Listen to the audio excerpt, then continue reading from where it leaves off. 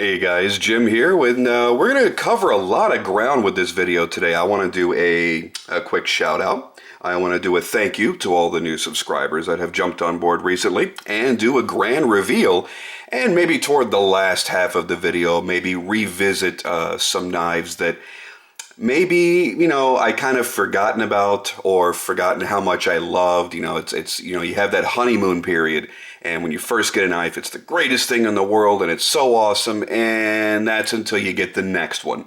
And then, after so many new acquisitions, maybe at some point you kind of, move those older ones down and down and down in your storage cases, and you kind of forget about them. You don't carry them as often. You don't look at them as often. You don't touch them. You don't feel them. You don't fondle them like you used to. Okay, maybe this is starting to sound more like a personal relationship problem, but you know what I'm saying. We've all been there. So let's start off with the grand reveal, and obviously it's not going to be this. Everybody at some point has seen a Mannix Tube. We all know what that is. Nothing big there. The grand reveal is going to be, ta-da! Finally going to use a new background. So I picked up some carbon fiber from a wonderful eBayer, and been using it for my photography lately, and I figured, that'd probably be a nice backdrop to use for my videos, assuming that it works out okay with my lighting. And I'll have to find that out after I've recorded this and can see it on a much bigger screen. So let's start out with a quick thank you to all of the new subscribers that I have, and this kind of ties into my shout out as well. It's been pretty amazing. I really didn't start this up with any fanfare, didn't do any advertising on it or anything like that. I just kind of wanted to do this for fun and play with some knives and share my experiences and use that to learn from others' experiences and see what they're into. And then all of a sudden, in the course of about 24 hours, my subscriptions tripled. And I want to thank all of you guys, all the new visitors, all the ones that were there a couple weeks before when I first started doing this. Thank you guys for all the support and all the kind words. I haven't gotten a single negative comment yet. And I really appreciate that. And thank you for enjoying the things that I enjoy and the way that I present them. And that kind of goes into my shout out over to my buddy Jeff. All of you know him as Tough Thumbs here on YouTube, because he is the reason why my subscriptions tripled and are continuing to grow. I kept getting so many notifications on the first night on my iPhone that my battery died. And that's not a major feat. It's an iPhone 5. You get more than 5 notifications and you've gone through 50% of your battery, but that's another issue. So Jeff, dude, thank you so much. That was really, really cool of you to give me a shout out in one of your videos on your channel. I mean, you're like a god out here. Everybody follows you. You've got, almost 8,000 subscribers as of today, and people love to kind of see what you're interested in and follow what you're doing. And by you doing that, it was really cool of you to do. So thank you, and I very much appreciate it. All right, so I guess I kind of want to talk about some kind of reliving some of the older and maybe less often used knives in my collection. Beginning right here, and it's actually not coincidental that I bring this one out first, because this is actually the reason why I was initially reaching out to Jeff is because I want him to pimp this knife. This has got to be, and again, this is just my opinion. I will never sit here and tell you that everything I say is gospel and you should, follow what I say blindly. I leave that to other guys. I mean, I'm very opinionated, and you know what? My opinion's not always going to match up with yours, and you know what? I'm not always going to be right. But for me, I have yet to find another knife that sells for under $100 that's as nice as this one. I really, really dig the Mannix Tube. I was a little late in the game to this one. I discovered it only maybe 6, 7, 8 months ago, and I'm totally blown away. I mean, you're getting a true hollow ground blade in 154 cm on what I think is pretty much the perfect EDC size. Fits in the pocket easily. It's nice and slim, very, very lightweight. The textured G10 certainly helps with that. Opens and closes with the greatest of ease. It's got a nice detent to it. I really like the lock they're using. You know, you guys have seen it before. You know, the arc locks, the axis locks, this type of thing. Basically, it's just simply I don't know if we can quite get in there to see it, but it's simply a ball bearing, spring loaded, and it's pushing up against this back spacer. And that creates an absolute lock. It creates great solidity, and you don't really have much to worry about. I like the fact that there's the added choil up front. I have a number of different positions that I can use to grip the knife. And I just scratched my carbon fiber for the very first time, so yay, it's broken in.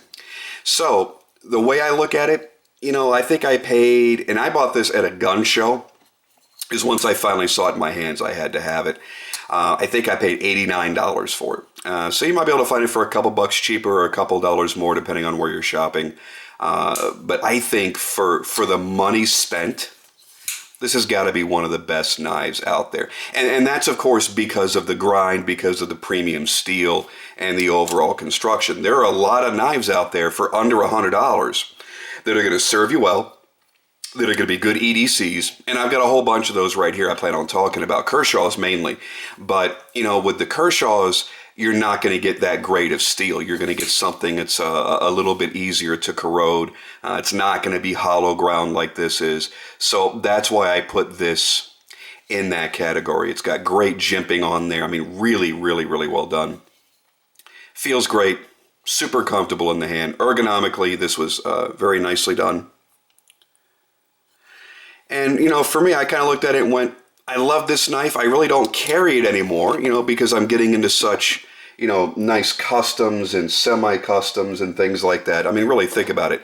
When you've got choices like this, you know, are you going to carry your Greg Lightfoot today, or are you going to carry your old, you know, $98 or $89 Spyderco? So, you know, it's really going to be up to the individual and the needs that you have. You know, you start whipping out crazy shit like this, and you're like, wow, Spyderco? What the hell's a Spyderco? But, you know, the thing is, stuff like this is great for show. This is great for impressing people. It's great for a conversation piece and for collectability down the road. But you know what? If I know that I'm going to be leaving the house today, and I know that I'm going to be out in the back alley cutting down cardboard boxes for 2 hours, this is not the knife I'm going to stick in my pocket. I want to have as little maintenance on this expensive ass custom as possible. So that's going to stay in the drawer. I'm going to look at my Greg Lightfoot and think the same thing. Well, you know, this is too pretty of a blade to just be marring up for no good reason. And if I've got to use it in a pinch when I've got it on me, I mean, like I said before, I don't have any safe queens.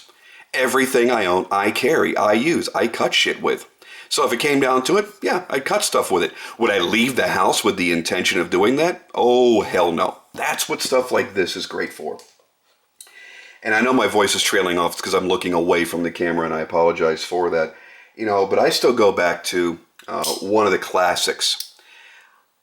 I still love anything that Ken Onion has done with Kershaw. Many of you remember this. This was the Rainbow Leak. Super strong assisted opener with Ken Onion's Speed Safe system. It's nice and sleek. It's super slim. It's easy to carry in the pocket. I mean, it just doesn't matter where you go. And I still, to this day, love this knife. How much do I love this knife? This much. So much that I've got one as a backup. In case I use one to death and it ends up looking like crap, I've got a backup. Because you never know. In 20 years, you may not be able to get one ever again. You might say I like leaks a little bit. These are great little knives. They can take a fair amount of abuse. They can handle pretty much anything you throw at them. You know, then you get to the little guys here. Oh, look how cute you are. Look how cute with the mother of pearl. This is a great little piece too. This was the Frank Centifant with the Warncliffe blade. And I even bought a backup of that because I found a signature model. And this one's dirty because I haven't cleaned it at all. Ken Onion's signature on one side, Frank's on the other. Great little knife. Am I ever going to carry it? Probably not. Of Cool thing about this one was it came in the little sheath. So it's easy to carry around with a pocket clip. Kind of a neat little thing. Then you graduate up into the bigger sizes. Oh yeah. The scallion, ooh. You know what? I would cut the hell out of anything with that knife.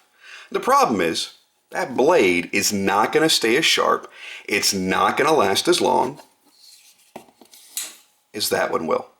And that's really where the differences lie. You know, these are all relatively the same price, within $10, $15 of each other. You start getting into slightly nicer Kershaws, like the Junkyard Dog 2. This was the limited edition that was done in the all titanium. You know, this is a really great knife. Again, because of its limited status, not one that I'm going to try to abuse all that much. It still looks like a brand new knife. You really can't tell it from something that just came out of the box. But again, in a pinch, I would much rather sacrifice this knife than something I spent $1,000 on. So I think, you know, no matter where you're at in your collection, you never want to forget where you came from. This array of knives right here, collectively, is less expensive than any one of my custom knives. But that doesn't take away from how wonderfully they perform, how nice I think they look, and how much pleasure they've given me over the years. And there's always going to be a need for this type of knife in my collection. One of the pieces that I use probably more than anything else for hard use, zero tolerance, 0350. I mean, and you can see the wear on the blade. You can see I've got a hell of a lot of cardboard and various other things with that blade. It's dull now. It needs to get sharpened. But this thing has served me well. I think these were, what, 125, 130 bucks. Still snaps open with authority. It still does everything I want it to do when I want to do it. And that's exactly what a knife is all about. Even when you get down to the Tenacious. Spyderco Tenacious, the best $38 I have ever spent on anything. And I think I have all of $5 invested in the lanyard. You know, it's China steel, it's China built. Who cares? I'm buying this to beat on. I'm buying this to really use and abuse. This was I think this was a limited edition in the blue. The standards were in black. This is a great knife. This is another one that I know if I'm going to be doing anything where, you know, the knife has to be sacrificed at some point, this is going to be it. Listen, I'm not an outdoorsy kind of guy. I'm not a camper of any sort. So, you know, I really don't think along those terms. As a matter of fact, I'm only a folder guy. I'm a practical, everyday carry folder guy. I have one single fixed blade in my collection, and the only reason I have it is because Jason Browse kicks all kinds of ass. This is his Coroner that was done in a limited edition in the zombie green with the zombie blood spatter. And I know absolutely nothing about fixed blades because that's not my lifestyle. I don't camp. I don't hunt. But I do know awesome when I see it. And this, to me, you know, $350 on a fixed blade knife seems pretty pricey. I'm sure there are plenty that are a lot more. Again, I'm not well versed on them. I don't go out there and research them. But this is one massive chunk of steel. So, you know, if I were an outdoorsy kind of person, and I were that camper or hunter, that's probably what I would rely on. Then I would take something probably like that zero tolerance, and as a backup, probably this guy right here. You'd probably be able to fillet some fish with that. I don't think that'd be too much of a problem. It's got a hell of an edge on it. You know, again, for $38, it really can't be beat. So, you know, no matter how caught up you get in to buying your customs, your semi-customs, or even the more expensive limited production, limited edition production models, don't overlook a really good quality everyday carry knife like the Mannix Tube. I'm probably going to own this till the day I die. Or until the day that I've completely killed it. I don't know which. But Jeff, I'm definitely going to be sending this out to him. Do some pimping. I'm thinking of some kind of crazy carbon fiber, maybe a moon glow scale somewhere in between. I don't know. I think I'm pretty much just going to send it to him and say, hey, Screw it up if you want to. Do whatever you want to do. Try something neat. Try something different. And we'll see how it comes out. But there's definitely something to be said for an everyday carry knife. We love our fancy knives. We love our custom knives. And, you know, even the more expensive knives that are meant for everyday carry, that are meant for everyday use, like a Chris Reeve, there's always going to be some hesitation. You're going to look at this and go, my little small Sebenza, this little tiny piece of titanium and steel cost me $425. Do I really, really want to gut that fish or cut that box with this knife? Do I really want to have to sit down and try and sharpen that myself because I'm worried about screwing up the edge of my blade, not knowing what the hell I'm doing? That's where these all come in. And that's where they're going to find their practicality. So no matter where you're at in your collection, don't forget to look back every now and then, whether it's the pieces you've already got in your collection or something that just popped up over at, I don't know, at Hal's or at Blade HQ or at, you know, wherever else. And you can find a really good knife for $75, $85, $100, $150. There's always some cool stuff out there. There's always something that you're going to get some use out of and you can have some fun with. So don't forget about that stuff. You know, keep collecting your fancy knives and your show knives and you know, the ones that you swear up and down to your friends. I go out and I use that. I cut cardboard. I cut plywood. I cut this. I cut that with my $500 cut. You know what? Whether you do or don't, that's entirely on you. If you've always got something like this at your disposal and you really are worried about those more expensive knives, you don't really have to be. And you know what? 90% of the people that you run into on a daily basis, your coworkers or anyone else, they won't know the difference between this and this or a $2,000 knife. So, you know, it's not really going to be about carrying it to impress somebody. It's about using it and having some practicality. Because in my opinion, if you're not going to use it, sell it to somebody else that's going to appreciate it. Anyway, that's enough of that for right now. I want to try and keep this a little bit shorter than my usual videos. But again, to all of you that have jumped on board lately and subscribed, thank you so much. It really means a lot, and I love the feedback. I love the comments.